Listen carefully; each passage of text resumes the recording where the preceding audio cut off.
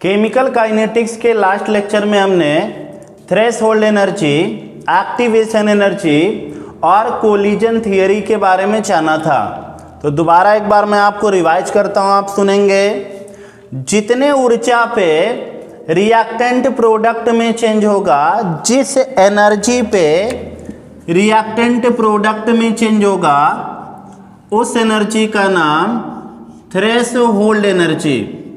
Are माने हम लोग का यह रिएक्टेंट है, पी माने प्रोडक्ट है, और जिस एनर्जी पे रिएक्टेंट प्रोडक्ट में कन्वर्ट होगा उस एनर्जी का नाम होगा थ्रेशोल्ड एनर्जी। सारे रिएक्टेंट के मॉलिक्यूल का एनर्जी थ्रेशोल्ड एनर्जी के बराबर नहीं होगा, उससे कम होगा। तो जितना एनर्जी देने पर रिएक्टेंट के मॉलिक्यूल का एनर्जी थ्रेशोल्ड एनर्जी के बराबर हो जाए, उसको एक्टिवेशन एनर्जी, सक्रियण ऊर्जा कहते हैं। जिस ऊर्जा पर अभिकारक कार्य उत्पाद में परिवर्तित होगा उस ऊर्जा का नाम दहली ऊर्जा, और जितनी ऊर्जा देने पे अभिकारक की ऊर्जा दहली ऊर्जा के बराबर होगा उस एनर्जी का नाम एक्टिवेशन एनर्जी। फिर मैंने आपको कोलिजन थियरी के बारे में बताया। तो कोई रिएक्शन होगा कि नहीं होगा और किस दर से होगा, इसको बताने के लिए कोलिजन थियरी दिया गया। कोलिजन थियरी में हमने 4 पॉइंट देखा था। कोई रिएक्शन तब होगा जब अभिकारक कार्य आपस में टकराएगा, सारे टक्कर से प्रोडक्ट का निर्माण नहीं होगा, केवल उन्हीं टक्कर से प्रोडक्ट बनेगा जिसमें अभिकारक की ऊर्जा दहली ऊर्जा के बराबर या उससे अधिक होगा, और ऐसे टक्कर का नाम प्रभावी टक्कर होगा। और प्रोडक्ट का जो निर्माण होगा वह ऊर्जा के साथ साथ उनके बीच होने वाले टक्कर के विन्यास पे भी निर्भर करेगा। तो यहाँ तक हमने जान लिया था। आज का हम लोग का टॉपिक होगा मॉलिक्यूलरिटी ऑफ रिएक्शन। अब 2 टॉपिक हम लोग का बचा, एक तो मॉलिक्यूलरिटी बचा और दूसरा ऑर्डर बचा। तो आज के लेक्चर में मॉलिक्यूलरिटी खत्म किया जाएगा, फिर ऑर्डर बचेगा। ऑर्डर थोड़ा लंबा चलेगा, फिर यह चैप्टर खत्म हो जाएगा। तो आज का टॉपिक है मॉलिक्यूलरिटी ऑफ रिएक्शन, या हिंदी में इसको कहा जाए तो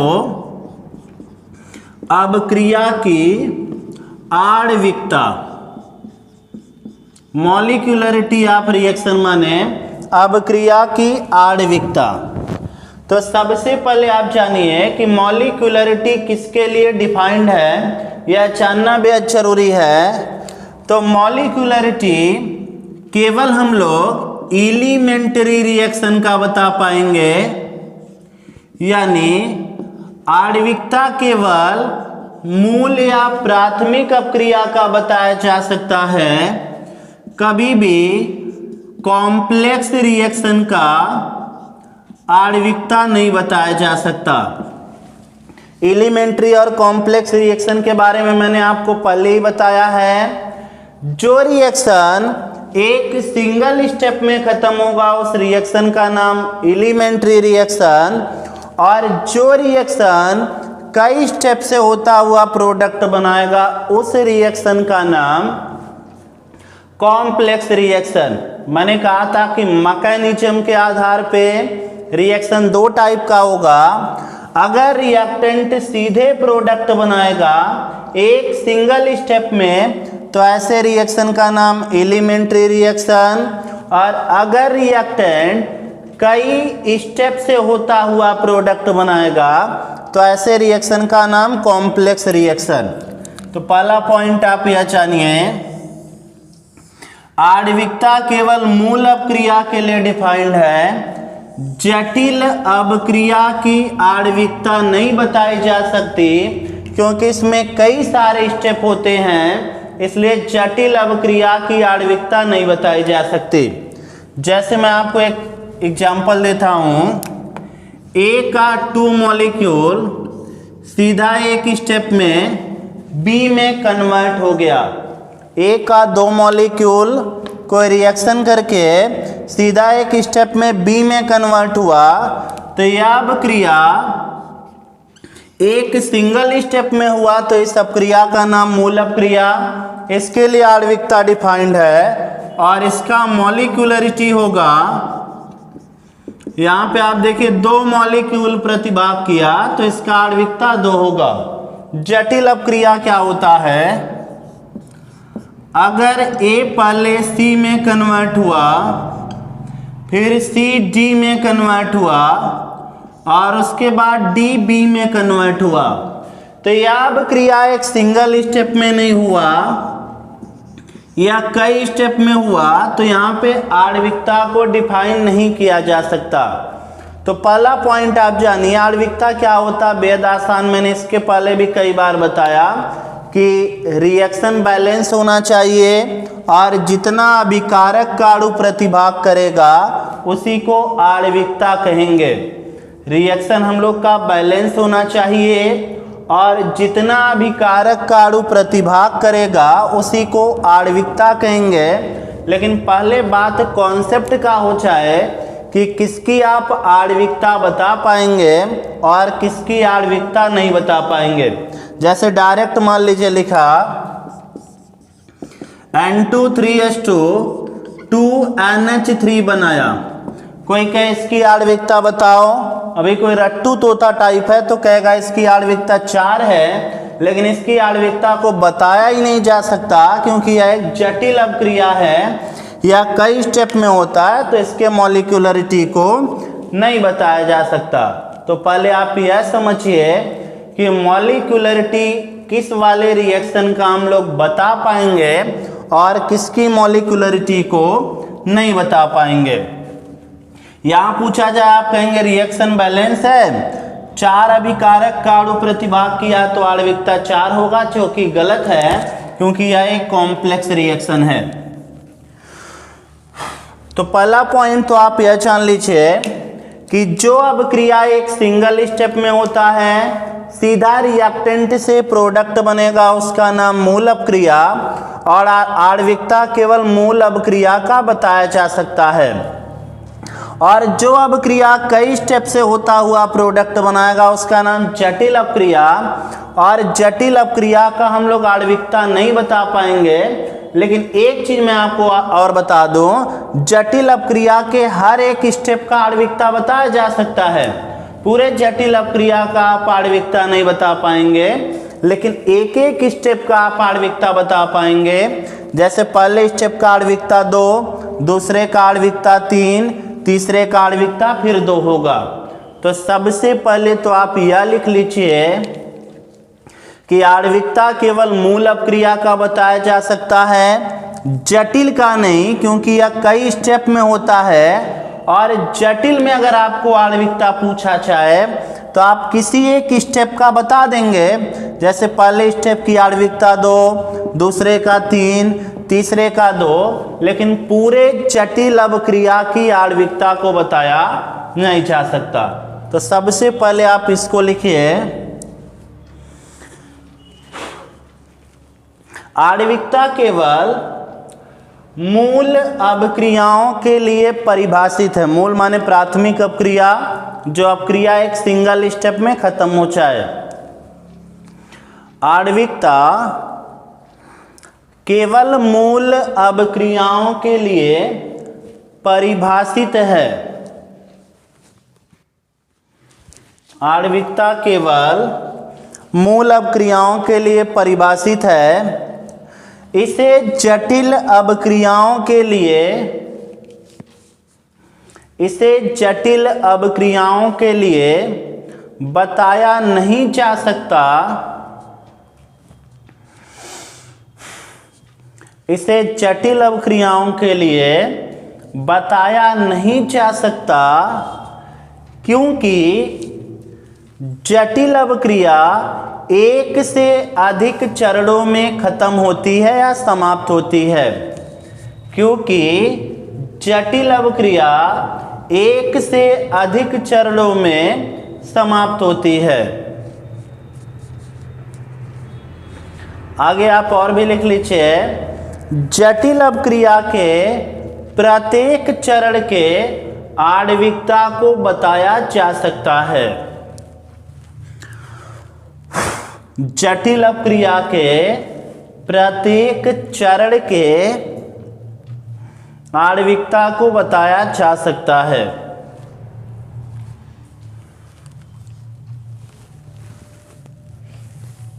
चल इसको दोबारा आप सुन लीजिए।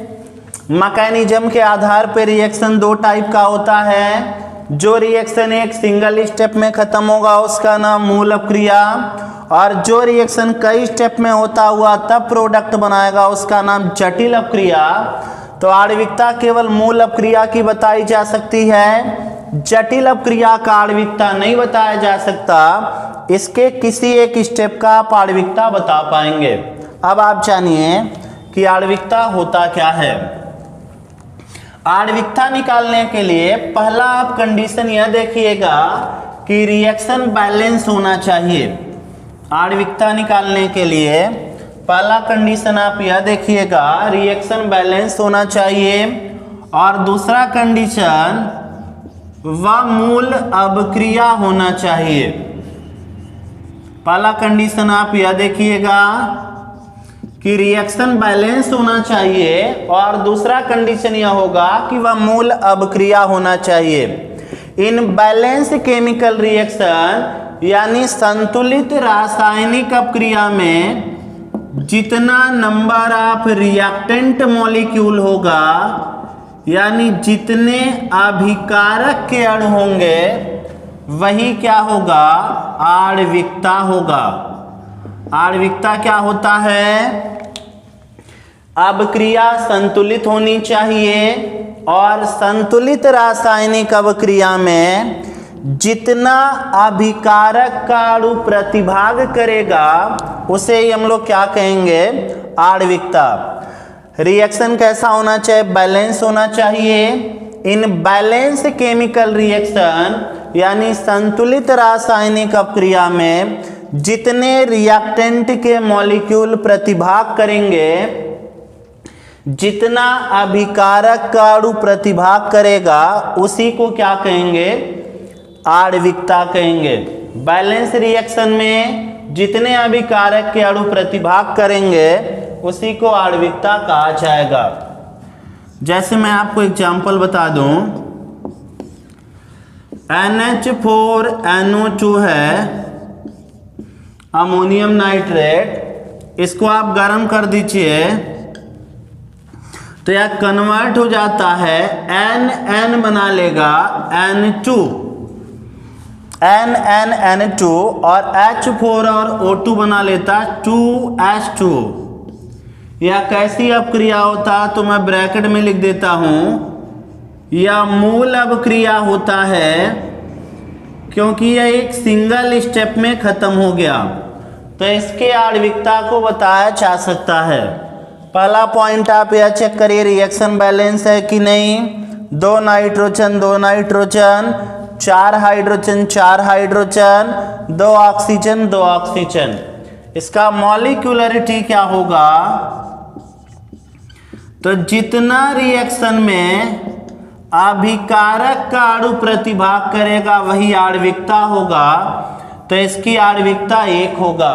और आपके जानकारी के लिए बता दूं, मूल अपक्रिया का आणविकता और कोटि समान होता है, तो इसकी अगर आणविकता 1 है तो इसका कोटि भी 1 होगा, क्योंकि मूल अपक्रिया का आणविकता और कोटि समान होता है। कुछ अपक्रियाओं को छोड़कर उनको आभासी कोटि अपक्रिया कहते हैं। दूसरा आप देखिए एग्जांपल, H2 और I2 यानी हाइड्रोजन और आयोडीन क्रिया करके हाइड्रोजन आयोडाइड बनाया। यह भी कैसी अपक्रिया, मूल अपक्रिया। यह भी मूल अपक्रिया होता है। इसके भी आणविकता को चेक किया जाए, इसका आणविकता क्या होगा, मूल अपक्रिया, तो आणविकता को बताया जा सकता है। तो मूल अपक्रिया की आणविकता को हम लोग बता पाएंगे, रिएक्शन बैलेंस होना चाहिए जो कि बैलेंस है। जितना अभिकारक का अणु प्रतिभाग करेगा उसी को आणविकता कहेंगे। तो एक हाइड्रोजन का अणु, एक आयोडीन का अणु, तो आणविकता 2 होगा और मूल अपक्रिया का आणविकता और कोटि समान होता है। अगला एग्जाम्पल आप देखिए, तो दिखाई दे रहा अभी आपको,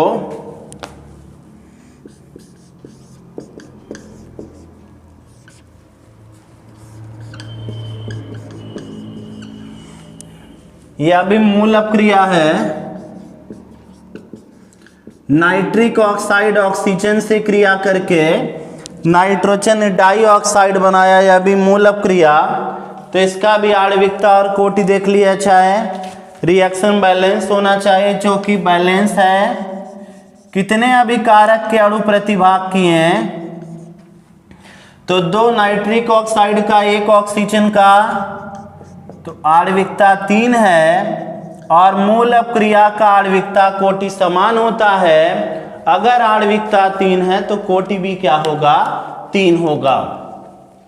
तो आणविकता हम लोग केवल मूल अपक्रिया का बता पाएंगे, सारी अपक्रियाएं मूल थी। और मूल अपक्रिया अगर बैलेंस होगा तो संतुलित रासायनिक अपक्रिया में जितना अभिकारक का अणु प्रतिभाग करेगा उसी को आणविकता कहेंगे। तो नीचे इन्वर्टेड कॉमा में पहले परिभाषा लिखा जाए, फिर हम लोग एग्जाम्पल को नोट किया जाएगा। किसी संतुलित रासायनिक, इन्वर्टेड कॉमा में आप इसकी परिभाषा लिखिएगा, लाइन चेंज कर दीजिएगा। किसी संतुलित रासायनिक मूल अपक्रिया में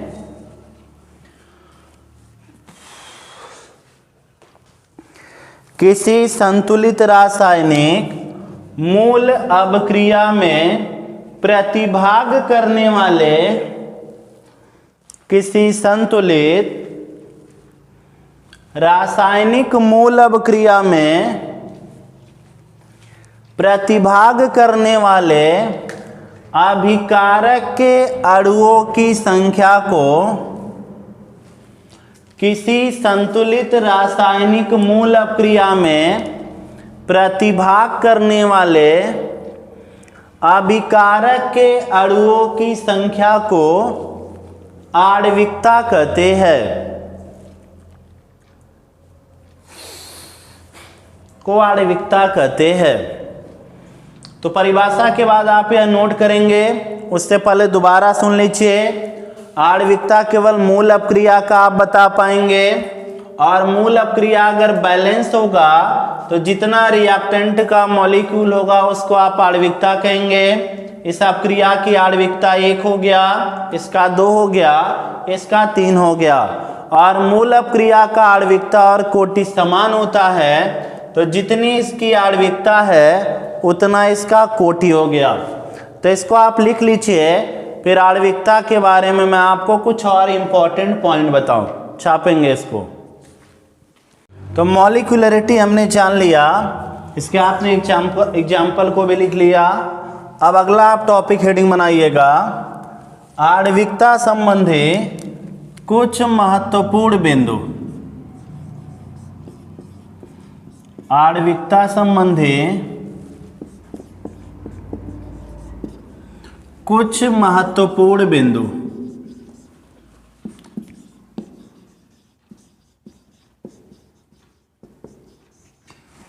आणविकता संबंधी कुछ महत्वपूर्ण बिंदु।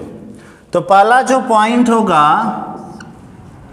उसको हम लोग कोलिजन थ्योरी का यूज करके समझेंगे। देखिए आणविकता क्या होता है, तो आणविकता एक साथ टकराने वाले अभिकारक के अणुओं की संख्या होता है। आणविकता क्या होता है, तो कोलिजन थ्योरी कहता है कि आणविकता एक साथ टकराने वाले अभिकारक के अणुओं की संख्या होता है, और कभी भी 3 से ज़्यादा अभिकारक का अणु एक साथ नहीं टकरा पाएगा। तो आणविकता का मान हमेशा 3 से छोटा या 3 के बराबर होगा। कभी भी मॉलिक्यूलरिटी 4 नहीं आएगा, 5 नहीं आएगा, 6 नहीं आएगा। मॉलिक्यूलरिटी का मान 3 या 3 से छोटा होगा, क्योंकि मॉलिक्यूलरिटी एक साथ टकराने वाले अभिकारक के अणुओं की संख्या है। आप लाख प्रयास कर लीजिए, 4 अभिकारक का अणु एक साथ नहीं टकराएगा, चारों के बीच में इंटरेक्शन नहीं हो पाएगा।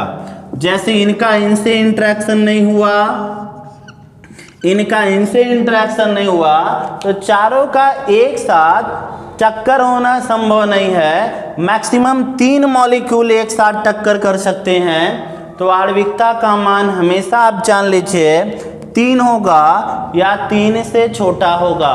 आणविकता का मैक्सिमम मान 3 होगा या 3 से छोटा होगा, क्योंकि 3 से ज़्यादा अणु एक साथ टकरा नहीं पाएंगे, तो आणविकता का मान कभी भी 3 से बड़ा नहीं होगा। तो पहला पॉइंट आप लिखें, आणविकता एक साथ टकराने वाले अभिकारक के अणुओं की संख्या होती है। आणविकता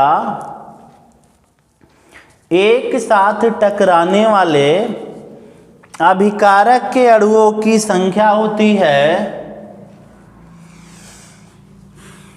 आणविकता एक साथ टकराने वाले अभिकारक के अणुओं की संख्या होती है। अधिक अणुओं का एक साथ टकराना संभव नहीं है। अधिक अणुओं का एक साथ टकराना संभव नहीं है। अतः आणविकता का मान 3 अथवा 3 से कम होता है। आणविकता एक साथ टकराने वाले अभिकारक के अणुओं की संख्या होता है। अधिक अणुओं का एक साथ टकराना संभव नहीं है, अतः आणविकता का मान 3 या 3 से छोटा होता है। अतः आणविकता का मान 3 या 3 से छोटा होता है। चल भाई, दूसरा पॉइंट अब लिखा जाए। पहला पॉइंट हमने जान लिया कि आणविकता का मान मैक्सिमम 3 हो सकता है या 3 से छोटा हो सकता है। दूसरा पॉइंट हम लोग यह कहेंगे, जो आप पहले से जानते हैं, कि आणविकता केवल मूल अभिक्रियाओं के लिए परिभाषित है, क्योंकि वह एक चरण में होता है। तो इसको आप लिख लीजिए। दूसरा पॉइंट आप लिखिए, आणविकता केवल मूल अभिक्रियाओं के लिए परिभाषित है। आणविकता केवल मूल अभिक्रियाओं के लिए परिभाषित है, क्योंकि वे एक चरणों में संपन्न होते हैं। क्योंकि वे एक चरणों में संपन्न होते हैं। तो आणविकता केवल आप एलिमेंट्री रिएक्शन का बता पाएंगे, क्योंकि वह केवल एक सिंगल स्टेप में खत्म होता है। तीसरा आप लिखिएगा, जटिल अभिक्रियाओं के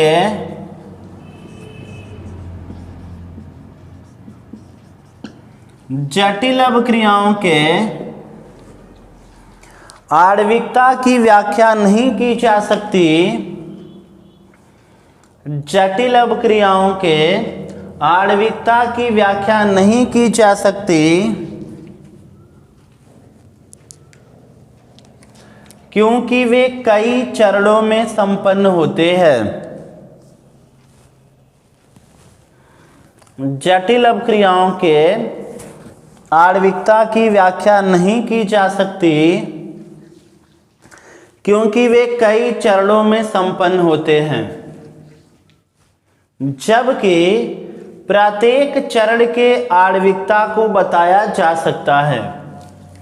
किसी भी स्टेप का कॉम्प्लेक्स रिएक्शन में आणविकता हम लोग बता पाएंगे, पूरे रिएक्शन का तो नहीं बता पाएंगे, लेकिन किसी एक स्टेप का हम लोग बता देंगे। तो आणविकता जटिल अपक्रियाओं के लिए परिभाषित नहीं है, जबकि हम किसी एक चरण की आणविकता बता सकते हैं। चलो चौथा पॉइंट आप समझिए। देखिए जो कोटि होता है कि अपक्रिया का जो दर होता है वह अभिकारक के सांद्रता के कितने घात पे निर्भर कर रहा है, और इस घात का मान केवल प्रयोग के द्वारा निकलता है। तो कोटि एक्सपेरिमेंटल ऑब्जर्वेशन होता है, माने प्रायोगिक प्रेक्षण होता है। लेकिन आणविकता बताने के लिए किसी भी प्रकार का आपको एक्सपेरिमेंट नहीं करना होगा, आप डायरेक्ट रिएक्शन देख के बता देंगे। तो जो आणविकता होता है वह एक सैद्धांतिक प्रेक्षण होता है, यानी इसे सिद्धांत के द्वारा बताया जा सकता है। लेकिन अगर आपको कोटि बताना होगा तो कोटि बताने का केवल एक तरीका वह एक्सपेरिमेंट है, लेकिन आणविकता के लिए हमको कोई एक्सपेरिमेंट नहीं करना पड़ा। रिएक्शन बैलेंस आप कर लेंगे, आप बैलेंस होना चाहिए। जितना अभिकारक का अणु प्रतिभाग करेगा उसे आप आणविकता कहेंगे। तो आणविकता को थियरी से बताया जा सकता है, तो यह एक सैद्धांतिक प्रेक्षण होता है। तो अगला पॉइंट आप लिखिए, आणविकता एक सैद्धांतिक प्रेक्षण होता है। अगला पॉइंट आप लिखिएगा, आणविकता एक सैद्धांतिक प्रेक्षण होता है।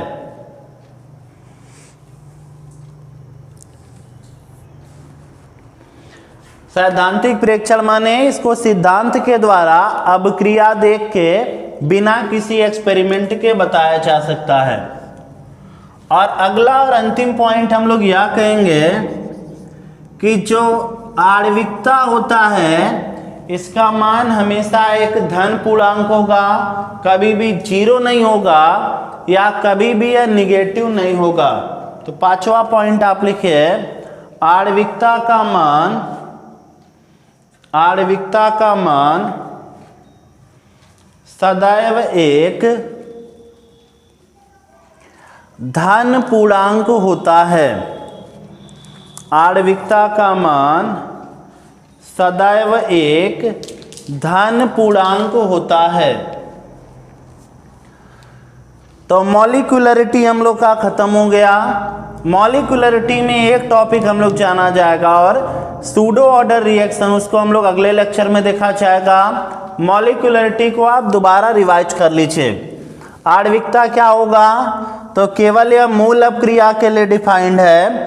जटिल अपक्रिया का आणविकता नहीं बता पाएंगे, कई स्टेप में होता हुआ या खत्म होगा। अगर रिएक्शन बैलेंस होगा तो जितने अभिकारक के अणु प्रतिभाग करेंगे उसी को आणविकता कहते हैं। तो संतुलित रासायनिक अपक्रिया में प्रतिभाग करने वाले अभिकारक के अणुओं की संख्या को आणविकता कहेंगे।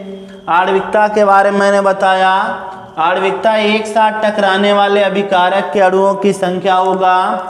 एक साथ 3 से ज्यादा अणु कभी टकरा नहीं पाएगा, तो आणविकता का मान 3 या 3 से कम होगा। आणविकता केवल मूल अपक्रिया के लिए डिफाइंड होगा, जटिल के लिए डिफाइन नहीं होगा। आणविकता को रिएक्शन देख के बताया जा सकता है, तो यह एक थ्योरेटिकल ऑब्जर्वेशन माने सैद्धांतिक प्रेक्षण होगा, और आणविकता का मान हमेशा एक धन पूर्णांक होगा। तो आज के लेक्चर को हम लोग यहाँ पे समाप्त करेंगे। अगले लेक्चर में हम लोग pseudo order reaction, pseudo unimolecular reaction और ऑर्डर ऑफ रिएक्शन के बारे में जाना जाएगा। तब तक आपका ना वीडियो को देखने के बाद नोट कंप्लीट करके इसके पहले के टॉपिक को आप रिवाइज कर लीजिएगा। 4 से 5 लेक्चर में यह चैप्टर पूरी तरीके से ख़त्म हो जाएगा। आपके सिलेबस में केवल 0 ऑर्डर और फर्स्ट ऑर्डर रिएक्शन है, लेकिन हम लोग nth ऑर्डर रिएक्शन तक पढ़ा जाएगा।